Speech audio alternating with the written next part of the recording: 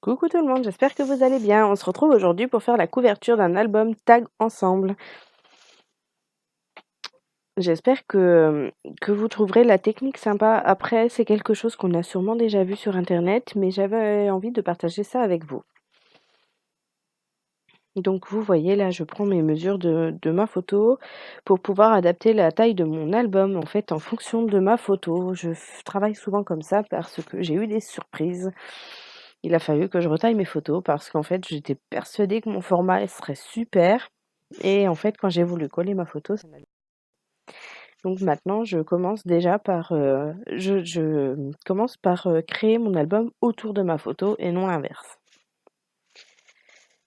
Donc là, je prends mes mesures pour pouvoir, couper en fait, directement, mes pages. Donc sur une page 30-30 tiennent 2 feuilles de mon album.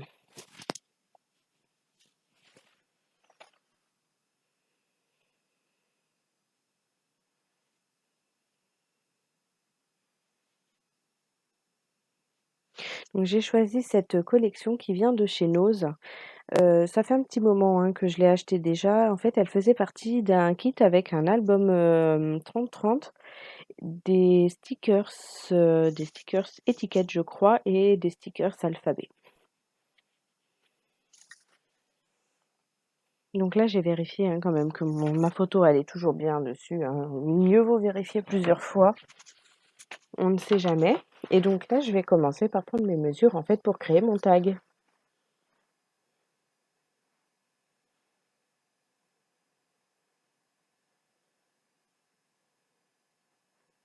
Donc là, je coupe directement avec ma lame de précision parce que j'ai pas trop de chance de me tromper, hein. Mais dès que je ne suis pas sûre de ce que je vais faire, en fait, directement, je trace mon trait pour voir visuellement déjà si ça va aller.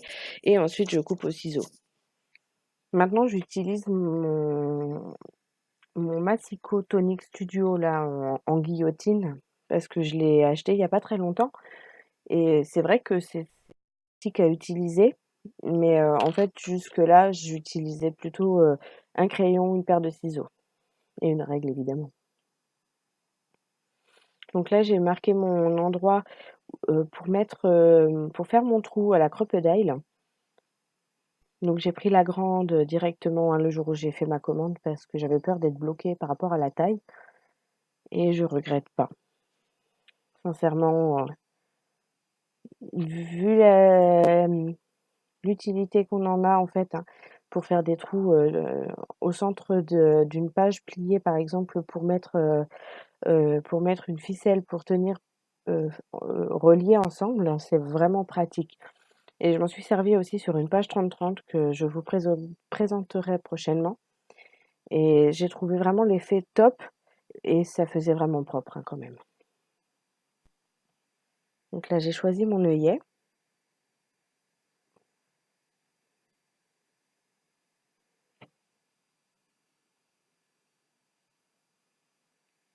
Donc là, je vous montre en fait à l'écran. Sur la notice, vous avez, toutes les informations pour utiliser selon l'œillet que vous allez, utiliser.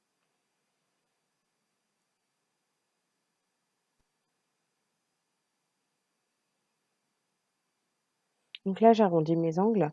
J'ai acheté cette, perforatrice il y a très longtemps sur internet. J'essaierai de vous trouver peut-être éventuellement un lien.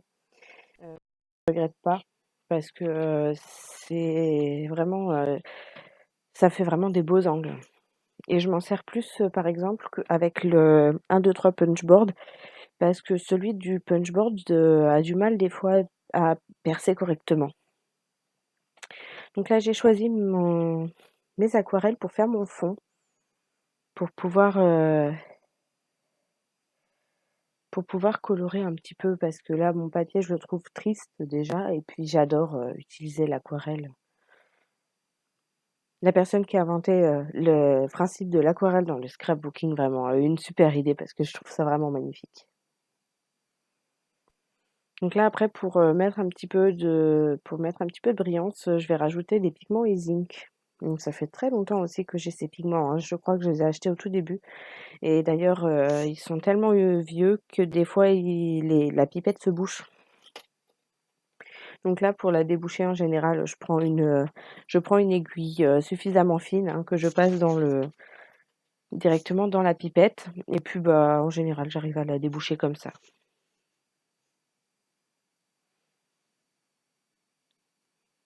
Donc là, après, j'ai laissé sécher, naturellement, hein. Je J'aime pas trop sécher au heat gun. Donc là, je fouille dans ma boîte à mots pour trouver, le mot qui me plaira. J'avais pas trop d'idées au départ et puis finalement, je me suis tournée sur Balade, que j'ai eu dans un échange, et vraiment, je trouve, j'ai pas du tout de dies, qui fait des mots, mais je trouve ça vraiment magnifique. Après, j'ai la silhouette portrait, donc moi, en général, si vraiment il me manque un mot en particulier, je suis capable de le faire à l'ordinateur pour ensuite le sortir, hein. Maintenant, je fais pas mal de choses sur, la silhouette.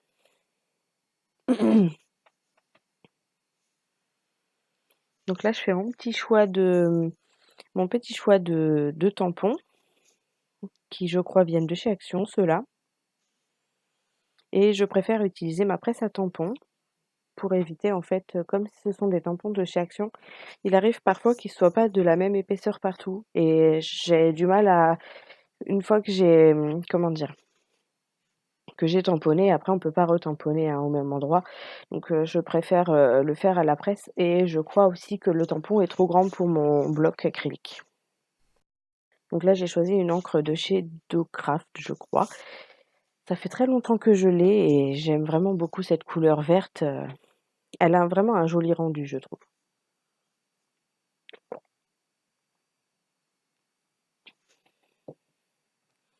Donc je nettoie mes tampons au fur et à mesure parce que j'ai peur de les oublier, de les poser dans un coin sur mon bureau, donc voilà, je nettoie au fur et à mesure pour éviter aussi les surprises. Parce qu'il y a certaines encres qui tachent, fort. Donc là, je fais mon petit choix de petits personnages, sur une petite chute de papier. Donc là, j'utilise un petit chiffon, je sais pas si c'est microfibre, mais un petit chiffon pour faire les carreaux avec, un mélange d'alcool et d'eau. J'avais trouvé cette recette sur une chaîne YouTube et je trouve que ça nettoie bien et ça abîme pas du tout les tampons, donc c'est nickel. Donc là, je détourne, hein, mes petits personnages. Donc j'utilise cette technique, tout d'abord pour utiliser mes chutes de papier et puis aussi pour avoir un petit peu les embellissements qui vont avec parce que des fois, on n'a pas forcément l'embellissement qui correspond au papier et j'ai pas envie forcément non plus d'acheter toute la collection parce que je sais que je veux pas forcément m'en servir. Puis en plus, j'aime bien les tampons. Il faut avouer, j'aime les tampons.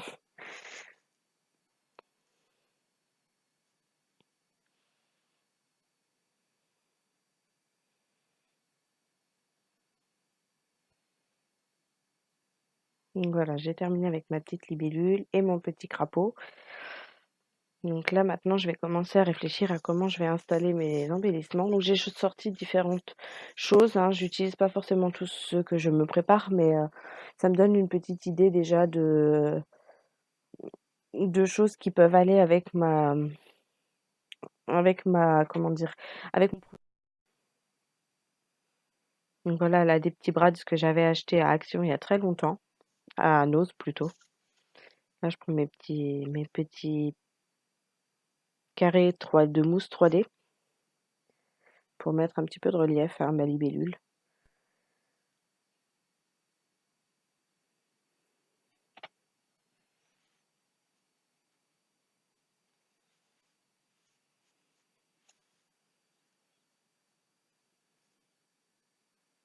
J'aime bien apporter un petit peu de relief, hein, dans mes créations.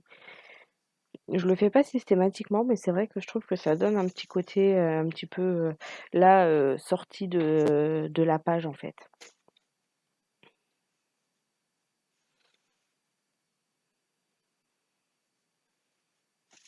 Donc là, je me choisis une petite étiquette et puis je vais faire une sorte de petit journaling un peu pour, resituer, le lieu de l'album. Donc c'était au Saut du Goulou, je crois, dans le Morvan. Donc c'était une magnifique balade et j'ai vraiment immortalisé, le moment. Je me suis un petit peu restreinte, hein, niveau photo parce que vraiment moi j'adore prendre des photos mais je me fais un petit peu crier, hein, pendant la balade parce que je m'arrête toutes les 3 secondes pour prendre une photo.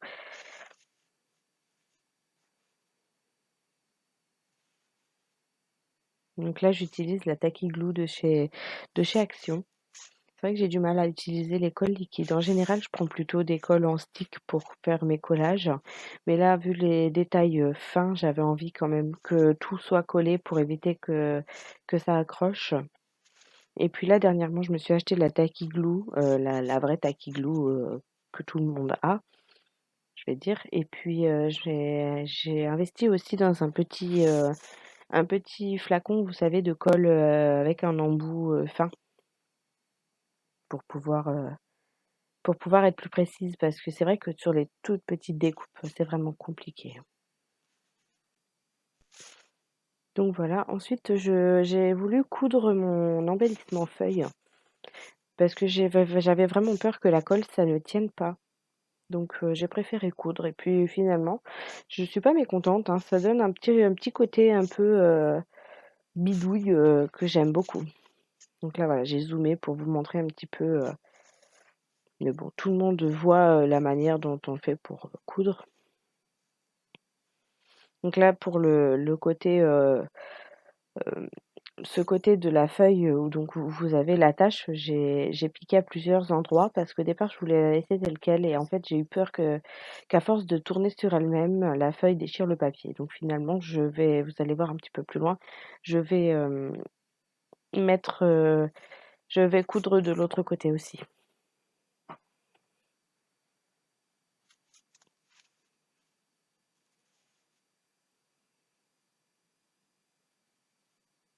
Donc là, voilà, je fais mes petits nœuds pour pas que ça se défasse. J'ai toujours peur que le fil se détache, mais bon, normalement, il y a aucun risque, hein, parce que je vais recoller quelque chose par-dessus, donc ça devrait pas bouger.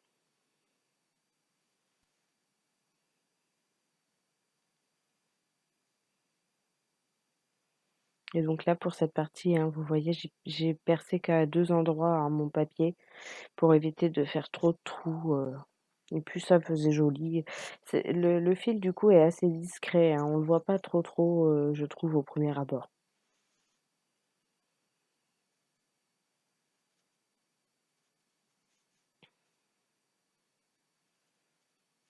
Donc voilà, on se remet en gros plan, enfin en plan normal plutôt.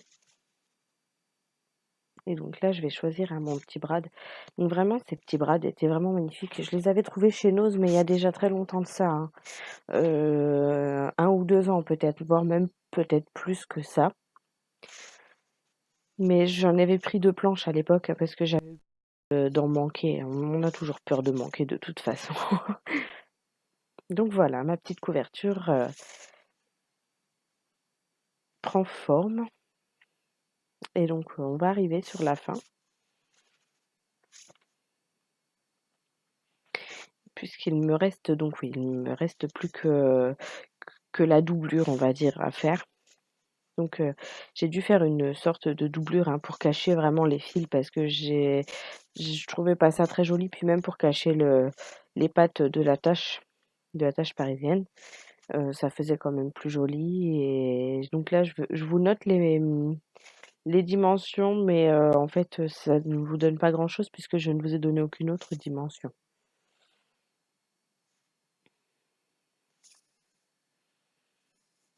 Donc voilà, aussi ça donne de l'épaisseur, hein, à la couverture, une sorte de solidité supplémentaire pour éviter que le papier se déchire. Mais si j'avais à refaire ce projet, je ferais d'abord ma préparation, ensuite je collerais la doublure et seulement après je mettrais l'œillet pour, passer mon anneau parce que là vraiment, ça fait pas joli ce que j'ai fait. Je suis pas très contente. Après comme je vous l'ai probablement déjà dit et comme je vous le dirai encore certainement, c'est en faisant les choses qu'on découvre et c'est en faisant des erreurs aussi que l'on apprend. Donc voilà, c'est pas grave, hein, c'est le jeu, on va dire et puis bon, bah, du coup, c'est tout ce qui fait son charme aussi, hein. On sait que c'est du fait main, hein. Donc voilà, là, j'avais installé et je me rends compte que je m'étais rendu compte que ça n'allait pas aller avec mon œillet parce que je voulais coller par-dessus et ça allait faire, vilain. Donc voilà, là, je marque mon emplacement. J'avais marqué, l'endroit où arrivait l'œillet et en fait, avec le bouchon de mon spray, Ink, j'ai fait le contour pour avoir un petit côté rond parce que j'avais pas de perfo ronde qui était de la bonne dimension.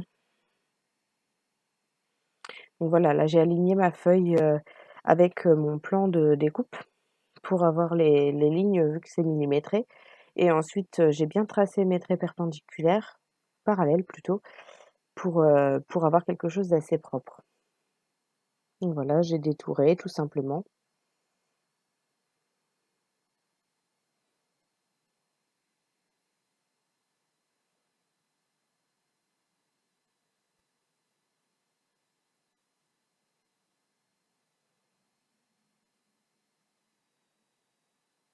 et voilà, là vous allez voir ma colle chouchou, vraiment celle que j'aime le plus utiliser, la UU en stick, basique, toute bête.